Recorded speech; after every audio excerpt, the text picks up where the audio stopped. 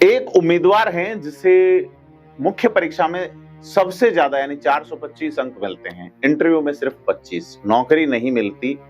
अब दूसरे उम्मीदवार की बात करते हैं जो मुख्य परीक्षा में 343 अंक पाता है और इंटरव्यू में 85, नौकरी मिल जाती है। ये कोई काल्पनिक कहानी नहीं है, ये हकीकत है। राजस्थान एडमिनिस्ट्रेटिव सर्विस की 2016 भर्ती एक किस्सा है जो अब राजस्थान की सबसे बड़ी राजनीतिक लड़ाई का केंद्र है। पिछले चुनाव में भी रहा और जो दूसरा उम्मीदवार है जिसके बारे में जिनका सिलेक्शन हो गया उसका नाम अविनाश सिंह डोटासरा है, यानी कांग्रेस के प्रदेश अध्यक्ष गोविंद सिंह डोटासरा के बेटे। नमस्कार, मैं प्रदीप हूं, आप थिंक 360 देख रहे हैं। राजस्थान की राजनीति, नीति और सत्ता के खेल पे अगर हम बात करें आज के विषय पे, राजस्थान की सियासत के सबसे गर्म विवाद पे जो किरोड़ीलाल मीणा वर्सेस गोविंद सिंह डोटासरा के बीच में है, अब ये सिर्फ जुबानी जंग नहीं बची। इसमें उलझे हैं बीज निगम घोटाले, आरएस भर्ती में कथित हेरफेर, फर्जी ओबीसी प्रमाण पत्र, आरपीएससी पर दबाव के लिए आरोप और एसीबी की एफआईआर का रहस्य। हम एक एक बिंदु पे बात करेंगे, तथ्य देखेंगे, दोनों पक्षों की बात करेंगे और उन सवालों पे पहुंचेंगे जो असल में जनता को जानने चाहिए। तो पहले अगर इस पूरे मामले को या झगड़े को समझते हैं, 7 जून 2026 को एसीबी यानी anti corruption bureau Rajasthan state seed corporation यानी बीज निगम के नामित डायरेक्टर जो है जुगल किशोर बिश्नोई को अरेस्ट करती है। उसके घर से और उसके भांजे से मिला के करीब 2.5 करोड़ रुपए नगद बरामद होते हैं। ये राशि गुजरात की एक बीज कंपनी से ली गई। आरोप है कि नकली मूंगफली बीजों पर की गई कार्रवाई को रफा दफा करने, बीजों के सैंपल पास कराने और कंपनी को राहत दिलाने के बदले में रिश्वत ली गई। इस पूरे मामले में एसीबी ने 6 लोगों को अरेस्ट किया। एफआईआर में डॉक्टर और मंत्री का जिक्र आया। बस यहीं से राजनीतिक तूफान शुरू होता है। कांग्रेस के प्रदेश अध्यक्ष गोविंद सिंह डोटासरा मैदान में आते हैं और आरोप लगाते हैं कि कृषि मंत्री डॉक्टर किरोड़ीलाल मीणा की छापेदारी की आड़ में, उनकी छापेमारी की आड़ में उगाही का रैकेट चल रहा है।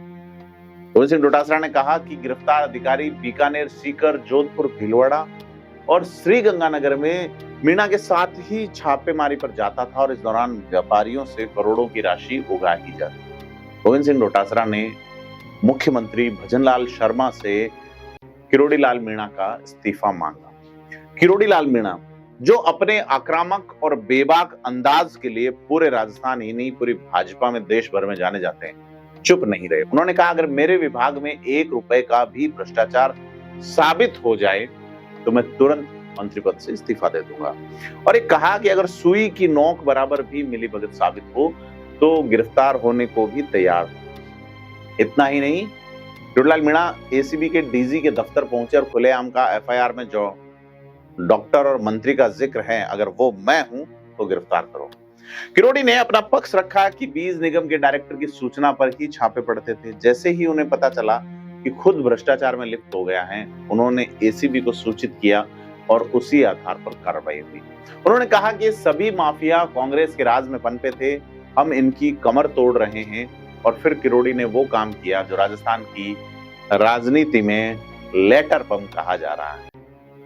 23 जून 2026 को किरोड़ीलाल मीणा मुख्यमंत्री भजनलाल शर्मा को एक पत्र लिखते हैं और इस पत्र में उन्होंने गोविंद सिंह डोटासरा पर 4 बड़े और गंभीर आरोप लगाए हैं। एक एक को अगर समझें तो बात करते हैं। किरोड़ी का पहला आरोप है कि राजस्थान प्रशासनिक सेवा भर्ती परीक्षा 2016 की मुख्य परीक्षा में गरिमा जिंदल ने सर्वाधिक 425 अंक लिखित परीक्षा में प्राप्त किए। वे टॉपर थी, लेकिन इंटरव्यू में उन्हें सिर्फ 25 अंक दिए गए और वो चयन से बाहर हो गई।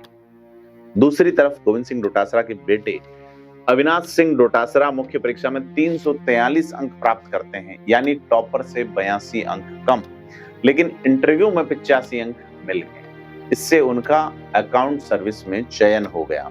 किरोड़ी का आरोप है कि इंटरव्यू बोर्ड पर दबाव डालकर यह हेरफेर कराई गई। पत्र में पूर्व आरपीएससी सदस्य बाबूलाल कटारा और रामूराम रायका के बयानों का हवाला भी दिया गया, जिसमें चयन प्रक्रिया पर बाहरी दबाव की बात स्वीकार की गई। किरोड़ी का दूसरा आरोप और भी गंभीर है।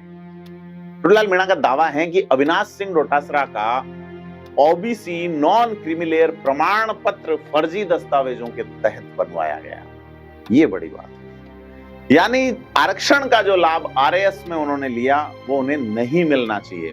ओबीसी नॉन क्रीमी लेयर का मतलब होता है जिनकी पारिवारिक आय एक तय सीमा से कम हो। और डोटासरा एक प्रमुख राजनेता हैं, चौथी बार के विधायक, पूर्व मंत्री रहे हैं। ऐसे में उनके परिवार का क्रीमी लेयर में आना एक स्वाभाविक सवाल है। किरोड़ी ने डोटासरा के समधी पूर्व जिला शिक्षा अधिकारी रमेश चंद्र पूनिया के परिवार पर भी गंभीर आरोप लगाए। पत्र के अनुसार रमेश चंद्र पूनिया एक निर्धारित समय सीमा से पहले ही प्रधानाध्यापक बन गए। इस कारण उनकी संतानें ओबीसी नॉन क्रीमी लेयर के दायरे में नहीं आती। इसके बावजूद पूनिया की पुत्री प्रतिभा पूनिया का आरएस 2016 में और पुत्र गौरव पूनिया तथा पुत्री प्रभा पूनिया का 2018 आरएस में ओबीसी आरक्षण का लाभ लेकर चयन हुआ। तो किरोड़ीलाल मीणा का सवाल है कि जब पात्रता ही नहीं थी तो आरक्षण का लाभ कैसे मिला। इन सभी आरोपों के आधार पर किरोड़ी ने मुख्यमंत्री से मांग की है कि इस मामले में एफआईआर दर्ज हो और स्वतंत्र उच्च स्तरीय जांच कराई जाए। किरोड़ीलाल मीणा का यह भी कहना है यदि जांच एजेंसियां मांगे तो वे सभी सबूत प्रस्तुत कर सकते हैं। लेकिन अब देखा जाना है कि डोटासरा इन आरोपों पर क्या कहते हैं। किरोड़ी के लेटर पर के जवाब में डोटासरा ने कहा है कि आरोप राजनीतिक बदले की भावना से लगाए गए हैं। उनका कहना है कि बीज निगम घोटाले में किरोड़ी को गिरता देखकर बीजेपी अपने मंत्री को बचाने के लिए ध्यान भटकाने की कोशिश कर रही है। डोटासरा का स्टैंड है कि उनके बेटे का आरएस 2016 में चयन पूरी तरह वैध था। उन्होंने अपनी योग्यता के दम पे सरकारी नौकरी पाई है। ओबीसी प्रमाण पत्र को लेकर उनकी ओर से तर्क आता है कि उनका परिवार उस समय की आय और सामाजिक स्थिति के अनुसार नॉन क्रीमी लेयर में आता था। गोविंद सिंह डोटासरा ने पलटवार करते हुए कहा कि किरोड़ीलाल मीणा ने रीट पेपर लीक और आरएस भर्ती में उनके खिलाफ पहले भी आरोप लगाए थे, लेकिन वो कहते हैं इसलिए मीणा दुर्भावना से ग्रसित हैं। उन्होंने ये भी कहा कि बीज निगम के डायरेक्टर गिरफ्तार हुए वो किरोड़ी के विश्वस्त थे, इसलिए किरोड़ी की जिम्मेदारी बनती है। तो अब अगर कुछ सवालों पे बात करेंगे, इन पूरे दोनों मामलों में क्या सवाल निकल के आते हैं। पहला सवाल है, क्या किरोड़ीलाल मीणा के आरोपों में दम है? आरएस 2016 के इंटरव्यू अंकों का अंतर 85 बनाम 25 अपने आप में चौंकाता है। अगर मुख्य परीक्षा में ज्यादा अंक लाने वाला इंटरव्यू में इतने कम नंबर पाता है और नेता का बेटा इतने ज्यादा, तो जांच का सब्जेक्ट तो है और सवाल पूछा जाना चाहिए किसी भी जागरूक नागरिक। और दूसरा सवाल है, क्या ये सिर्फ राजनीतिक बदला है? तो सीधे तौर पे हाँ, इसमें राजनीतिक टाइमिंग संदेहास्पद है। बीज निगम घोटाले में किरोड़ी पे दबाव बढ़ रहा था, उसी वक्त ये लेटर बम आया। क्या इत्तेफाक है या ये रणनीतिक काउंटर अटैक है? ये दोनों हो सकते हैं और यही राजस्थान की राजनीति की असली समस्या है। जब आरोप सही भी हो तो उनकी टाइमिंग इतनी सुविधाजनक होती है कि जनता उन्हें राजनीतिक चाल मान लेती है। तीसरा और सबसे इंपॉर्टेंट सवाल है कि क्या जांच होगी या नहीं। किरोड़ी ने सीएम को पत्र लिखा है, लेकिन सीएम भजनलाल शर्मा की ओर से कोई आधिकारिक प्रतिक्रिया आई नहीं है अभी तक। बीजेपी सरकार अपने ही मंत्री के आरोपों पर कांग्रेस के खिलाफ कितनी सक्रियता दिखाएगी, यह देखना दिलचस्प होगा। अगर जांच नहीं हुई तो यह भी एक जवाब है कि सत्ता में बैठे लोग जांच से डरते हैं। अगर जांच हुई तो देखना होगा कि वो कितनी निष्पक्ष और गहरी होती है। एक और सवाल, एक लड़की का जिक्र मैंने शुरू किया, गरिमा जिंदल, वो कहां है? वो इस पूरी राजनीतिक जंग में एक नाम गुम हुआ है। गरिमा जिंदल वो उम्मीदवार जिसने सबसे ज्यादा अंक पाए और फिर भी नौकरी नहीं मिली। क्या उन्हें न्याय मिलेगा? क्या उनकी कहानी सिर्फ एक पॉलिटिकल टूल बन के रह जाएगी या उनके साथ हुए अन्याय की भी जांच होगी? यही वो सवाल है जो हम पूछना चाहते हैं, बाकी कोई नहीं पूछ रहे ये बात। तो ये पहला मौका नहीं है जब राजस्थान की भर्ती प्रक्रिया पर सवाल हो। किरोड़ीलाल मीणा ने खुद कहा कि कांग्रेस के पिछले कार्यकाल में 18 में से 17 भर्ती परीक्षाओं में पेपर लीक हुए। ये आंकड़ा विपक्ष में रहते उनका सबसे बड़ा हथियार था। रीट, आरएस, एसआई, इन सब में पेपर लीक और भर्ती घोटाले के मामले सामने आए। हजारों युवाओं का भविष्य लटका रहा। अब वही किरोड़ी मीणा सत्ता में है और उन्हीं के विभाग में 2.5 करोड़ रुपए का घोटाला सामने आया। ये राजस्थान के शासन की कड़वी सच्चाई है। जो आरोप लगाता है वो भी सत्ता में आने के बाद उतना ही गिर जाता है। जनता का विश्वास दोनों पर से उठा जा रहा है।